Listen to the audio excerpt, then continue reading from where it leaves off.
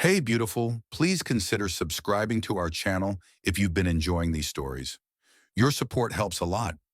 Aid us in reaching our goal of 1,000 subscribers.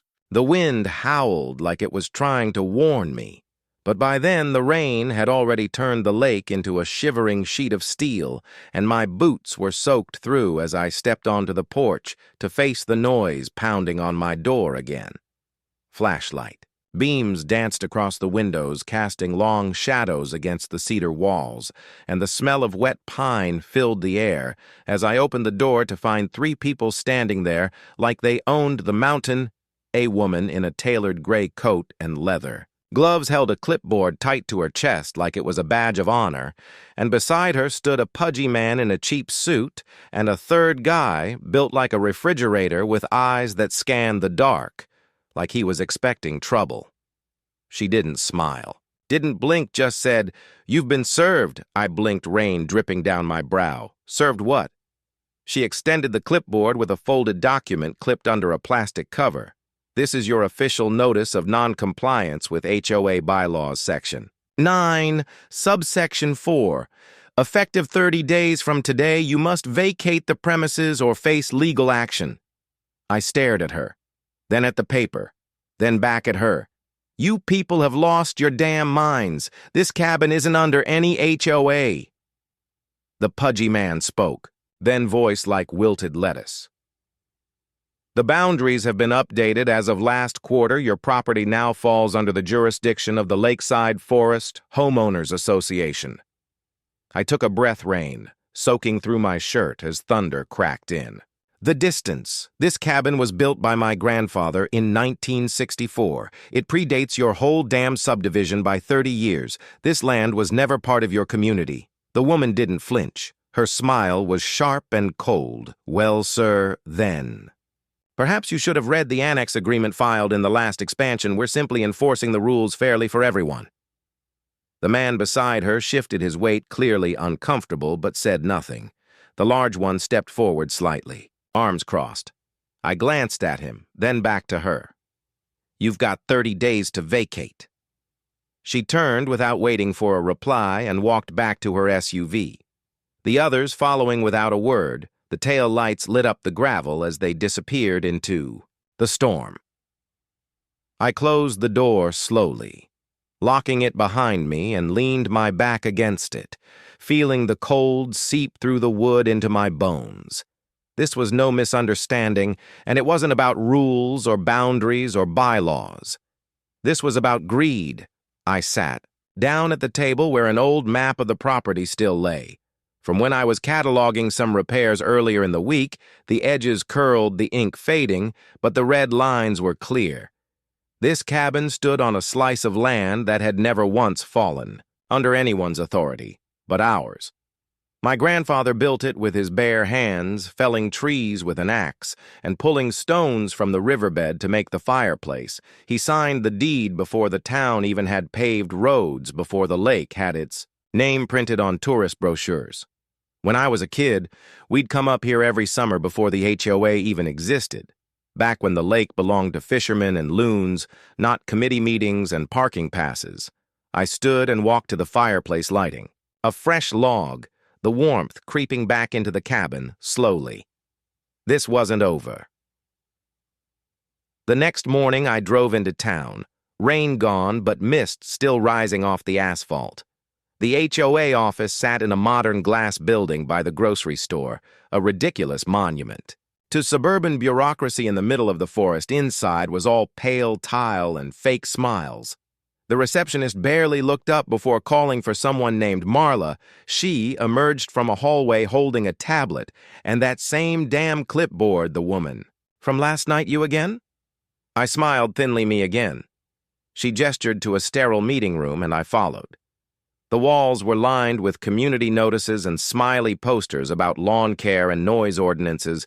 Look, Marla, I don't know what kind of game you're playing, but this land has never been part of your HOA, and you have no legal authority to evict me. She tapped her tablet, flicking through files like she was browsing a menu. The revised map clearly places your parcel within the extended jurisdiction. You're welcome to appeal through proper channels, of course. And what channels would those be? Our compliance committee meets once a month. You may submit a written request in triplicate for review in the next session, which should occur in 6 weeks. But you gave me 30 days. She smiled without teeth, correct? A man entered then with gray hair and a clipboard even larger than hers. Craig, I think, was the name on his badge. This about the cabin on Ridgewater. I nodded. He didn't bother shaking my hand. Sir, you should know that non-compliance has consequences. We've already fined you for several infractions, including unauthorized dock maintenance and unregistered occupancy.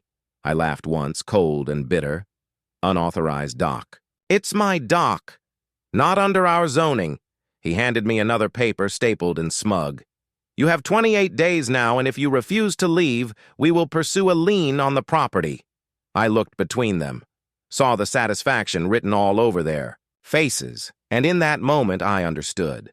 This wasn't about boundaries or regulations. It was about removing me so they could grab the land or bulldoze it or sell it to someone who'd build a summer McMansion with string lights and a Peloton room. They wanted the lake, and they didn't care who they trampled to get it. I stood, slowly took the papers, and walked out without another word. Back at the cabin, I sat on the porch and stared at the lake as the sun dipped low behind the trees. Everything silent except the birds and the occasional ripple of water against the dock. I thought about the years spent here, fishing with my father, patching the roof with my uncle, sipping whiskey on the deck with friends during snowstorms and spring rains. They thought they could scare me off, bully me out with clipboards and bylaws. But they had forgotten something. This wasn't just a house. It was legacy. It was family. It was mine. I walked inside, pulled out the old filing cabinet beneath the workbench, and found what I was looking for. A thick folder bound with a rubber band yellowed with age inside were copies of the original deed survey's land use agreements and something else. Something I had almost forgotten about, a lease document signed by the original developers from decades ago, before the HOA even formed, detailing easements and access roads that crossed the edge of our property. My grandfather had given them permission to use a narrow strip of land to build part of the road that now served as the main artery into the community, and that permission had an expiration date. I ran my finger across the line where it read lease term expires 90 days after transfer of community charter, unless otherwise renewed in writing. I smiled. Slowly, they had redrawn the boundaries, but they hadn't checked where their roads actually ran. I stood up, heart pounding, the fire crackling behind me, and I whispered to the empty room, "You picked the wrong cabin." Then I laughed just once, low, and certain this was going to be fun. The morning mist was still hugging the lake when I drove into town again, but this time I wasn't angry, I was calculating. My first stop was the county records office, where a woman named Ellie had worked the front desk for as long as I could remember. She wore thick glasses and red lipstick and called everyone hun with the same maternal authority as a school teacher. She squinted at the folder I laid out on the counter and pushed her glasses up her nose. "Well, I haven't seen this lease document in decades. Where'd you dig this up?" "My grandfather's files. It outlines an easement they agreed to decades ago before the subdivision went up." She scanned the pages, her eyes widening slightly as she read the clause near the bottom, then looked up at me with a flicker of amusement.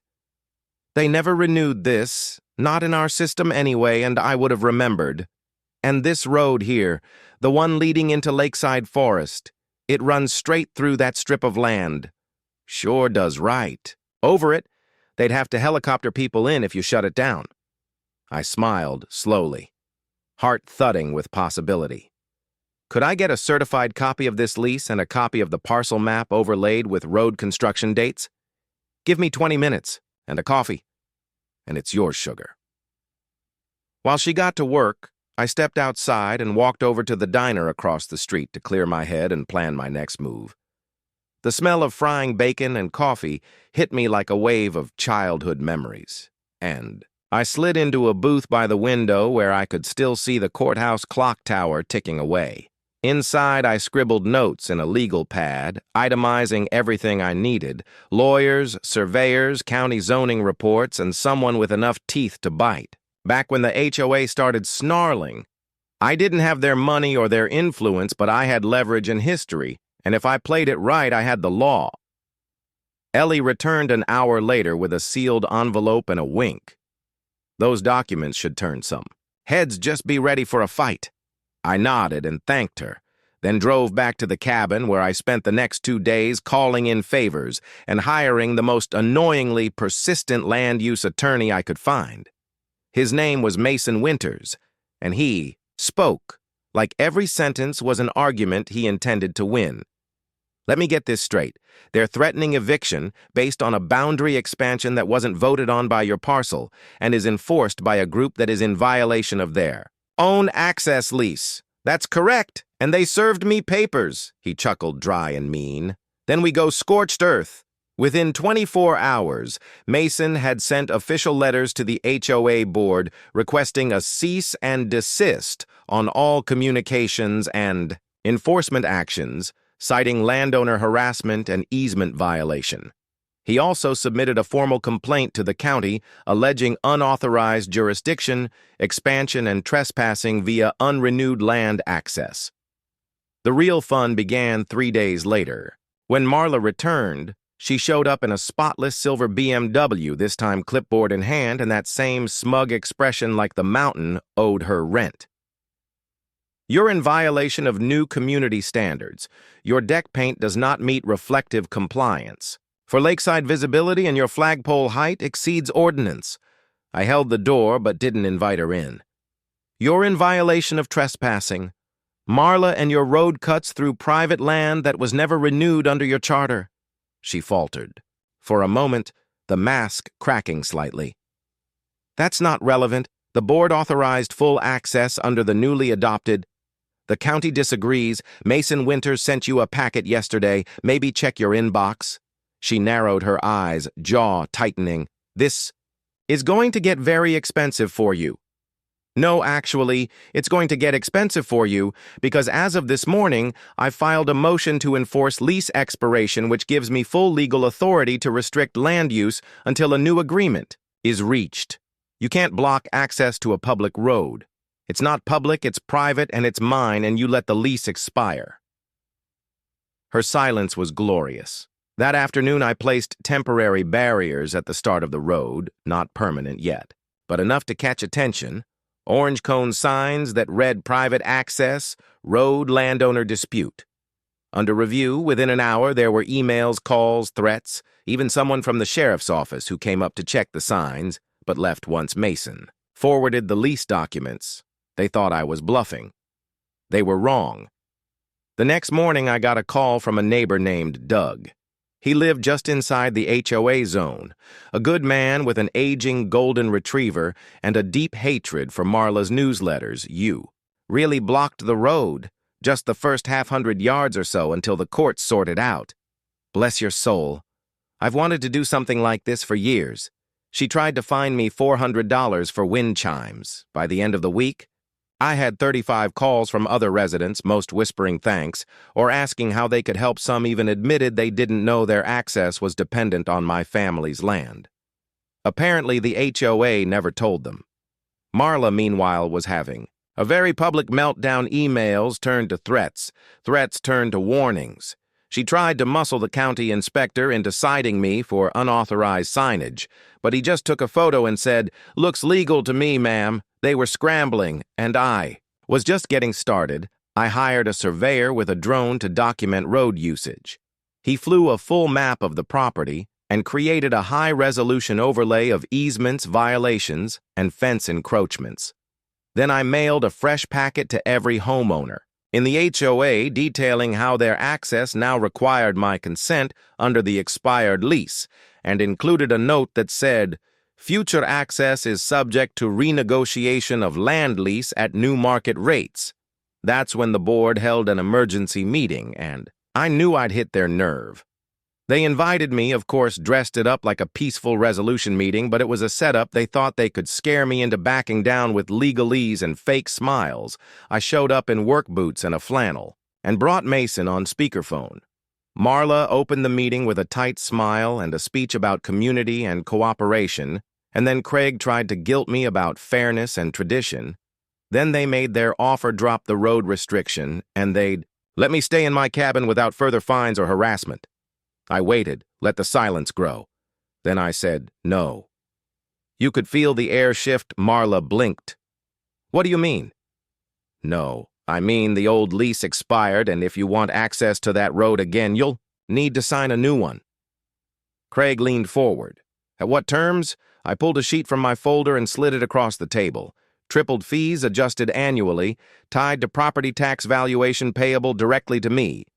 Craig's mouth opened and closed like a stunned fish. Marla sputtered. You can't extort the board! It's not extortion, it's negotiation, and if you don't want to pay, then you can helicopter in your mail and garbage trucks from now on. Mason's voice echoed from the speaker, calm and lethal. The law supports my client's claim, and a countersuit for retroactive trespass is prepared if needed. The board sat in stunned silence. I stood, then gathered my papers and said, you tried to kick me out of my home, now I'm charging rent for your roads, and trust me, next year it'll be higher. Then I walked out smiling as the stunned silence followed me all the way back to my truck. This was only the beginning. I didn't sleep that night. Not because of anxiety, but because the adrenaline of a small victory buzzed in my veins like electricity. I stood on the back deck under the stars, listening to the soft lap of the lake against the shore, and let the quiet fill my lungs. For the first time in weeks, I felt like I could breathe again. By morning, the story had spread like wildfire, apparently. Someone in that board meeting had leaked a recording, and it was now making the rounds in a private HOA Facebook group. I got an anonymous email with the link. The caption read, Marla thought she owned the lake until the lake owner sent her a bill. The comments were pure gold lines like, wait, we've been driving on his land for years, and so the HOA never had the rights they claimed, popped up with likes and laughing emojis piling underneath. Marla tried damage control. She sent a newsletter that sounded more like a royal decree, claiming the board was engaging in, quote, productive negotiations to resolve a long-standing lease discrepancy. But nobody was buying it anymore. Then the second letter arrived, certified mail this time, printed on thick ivory paper with embossed lettering and an expensive smell. It was a formal declaration from the HOA. They were suing me for intentional obstruction of community access and malicious interference with shared resources. I laughed so hard I nearly dropped it in the fire pit, Mason called 10 minutes later. You get the letter? I did. They spelled interference. Wrong. Even better, we'll file our countersuit Friday and include documentation of their lease default, plus aerial footage of road usage, and copies of every complaint filed against you as harassment. He paused, then added, I'm also prepping a press release just in case they go public. Do it, I said. By the end of the week, Mason had filed everything and posted a carefully worded statement online titled Landowner Defends Rights Against HOA. Overreach, it had just enough legal jargon to sound airtight and just enough subtle shade to make it viral. By Monday, a local news outlet picked it up. They sent a reporter named Jess out to the cabin. She was sharp young with a voice that sounded like she belonged on national television. I heard you. Blocked a whole community from their lakefront homes, she said, raising an eyebrow as her cameraman unpacked gear. I gave her the tour, starting with the lease, then the survey maps. Then showed her the road with fresh signs and orange cones. She filmed. Everything asked hard questions, then turned off the camera and said, Marla's not going to like this. She hasn't liked much since she met me. I said. That night, the segment aired on the 10 o'clock news with drone footage of the road and a shot of me standing in front of the old wooden gate. The anchor led with, when history meets law, a landowner in Lakeside Forest fights back against HOA control and sparks a legal firestorm. My phone lit up like a Christmas tree, texts from neighbors, friends, even people I hadn't heard from in years. Some offered support, some shared horror stories of HOAs in other towns. One guy even asked if I was planning to franchise landowner resistance. I wasn't interested in fame, I just wanted peace, but now it was clear this was bigger than me. Marla, however, was not backing down. 2 days after the broadcast, I saw her car parked at the base of the hill with 2 men in suits and a clipboard between them. They were pacing, measuring, talking animatedly. I stayed inside and let my cameras record everything. That night, I got a notice taped to my mailbox. An emergency meeting of the HOA would be held Friday evening to discuss new road lease terms and quote the status of the non-compliant parcel. I almost skipped it, but Mason insisted I go. Make them face you. It'll rattle them more than a dozen lawyers. So I went. This time I dressed up not in flannel, but in a dark jacket, clean jeans and boots polished enough to gleam under the fluorescent lights of the community hall. The room was packed, about 50 people seated shoulder to shoulder, many of them whispering as I walked in. Marla stood at the front, looking like she was about to deliver a eulogy rather than run a meeting. Craig was beside her, eyes sunken like he hadn't slept in days. She cleared her throat, then launched into a speech about unity, legal misunderstandings, and the importance of preserving community standards. Then she opened the floor. Doug was the first to stand. This man owns the land we drive on, and you tried to evict him. You've lied to us for years. What else haven't you told us? Several people clapped. A woman in a lavender sweater stood next. My husband and I bought here because of the lake access, and now you're telling me that was never secure? This affects our property value? Marla raised her voice, trying to regain control, but the crowd wasn't listening anymore. Then someone called my name. I stood slowly, feeling the weight of every eye in the room. I never wanted this fight. I've lived in that cabin since I was a kid. It was my grandfather's before me, and we always shared the road as a courtesy, but that courtesy ended when the board tried to evict me from my own home. A murmur rolled through the room, and now I'm asking for what any landowner would: fair compensation for access you've used for years without paying a dime. Marla tried to cut in, but Craig lifted a hand, silencing her. He looked at me with tired resignation and said, "What are your terms?" I handed him a folder. Inside was the revised lease agreement, 3 times the original fee, adjusted annually, renewable every 2 years with penalties for missed payments. It also included a clause requiring HOA acknowledgement of the parcel's independence and non-compliance with HOA jurisdiction. He read it slowly, mouth tightening, then said, "I'll take it to vote." The vote was swift, 48 in favor, 3 against, 1 abstained. When Marla saw the result, her face went cold and blank like glass fogged with frost. She stood quietly, then left the room without a word. The moment the door closed behind her, people started clapping. Not for me exactly, but for the moment, for the crack in the wall they'd lived behind. For years, I stayed only long enough to shake a few hands, then drove back to the cabin where the stars were still waiting above the lake, just like always. I stood on the deck again, hands in my pockets, heart finally quiet, but deep down, I knew it wasn't over yet. Not until Marla got what she truly deserved, and I already had a plan for that. The calm didn't last long. 2 weeks after the vote, a letter arrived from Marla's attorney accusing me of exploiting the HOA's desperation and demanding that I reduce the new lease rates or face legal injunction. I almost laughed. She had no idea how deep the roots of this. Mason reviewed the letter, scanned it with a smirk, and said, "This isn't even a real threat. It's theater. They've got no case and even less leverage." Still, I knew Marla wouldn't stop until she was personally crushed. So I gave her the opportunity. I waited until the lease agreement was signed by the HOA president. Not Craig, surprisingly, but a woman named Sonia, who'd taken over after Craig resigned the day after the vote. And then I filed a public notice of the new lease rates. It triggered the local real estate board's agents, who had long promoted lakefront homes with, quote, private access, were now contacting me directly.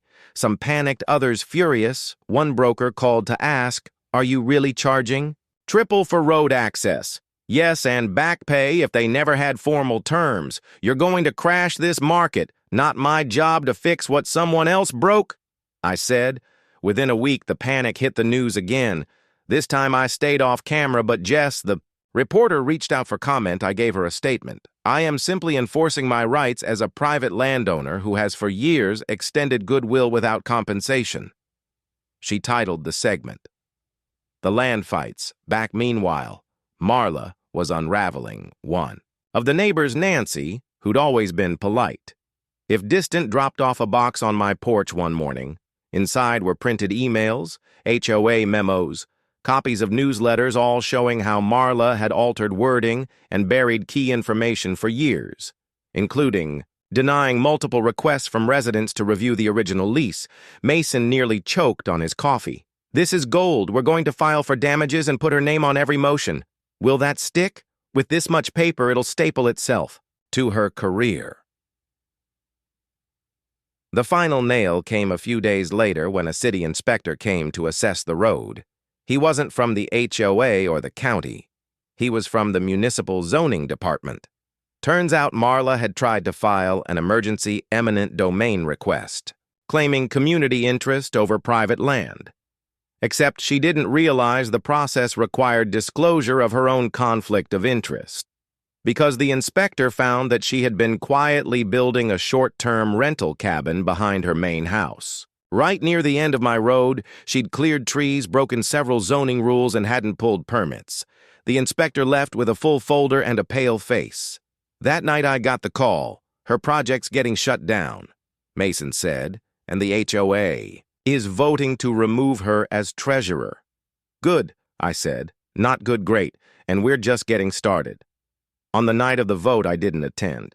I sat on my porch with a cold drink and watched the lights across the lake, but I heard the outcome before. The meeting ended. Someone texted me one word: unanimous. Marla was removed publicly and permanently, but she wasn't done. 2 days later, she came to my cabin. It was raining, the kind of steady mountain rain that soaks into everything.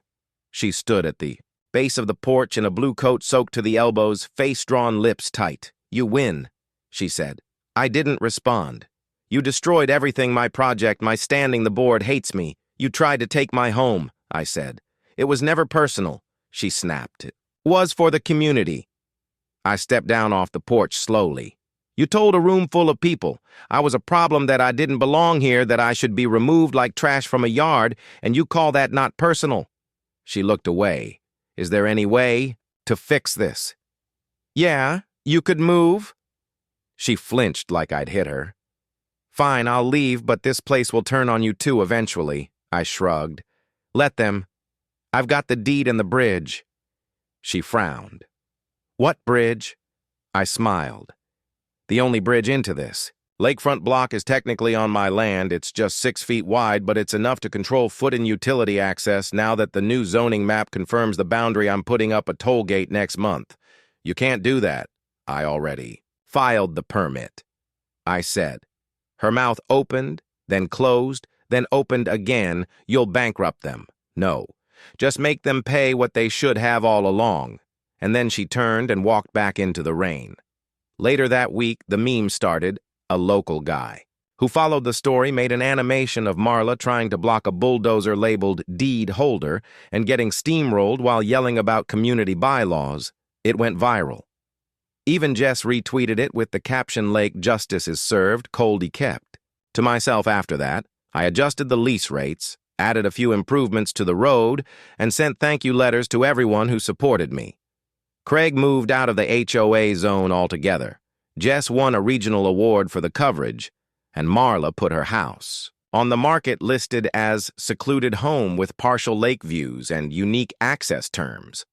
I watched it sit there for months. No offers. Sometimes I'd see her walking by the lake. No clipboard, no entourage, just a woman who thought she owned the world and learned it wasn't hers to take. The cabin stayed quiet. The lake stayed beautiful. And when I stood on the porch, I didn't see the fights anymore, just peace earned, not given. And next to the old carved railing, I screwed in a small wooden sign that said "Welcome home," because now finally it was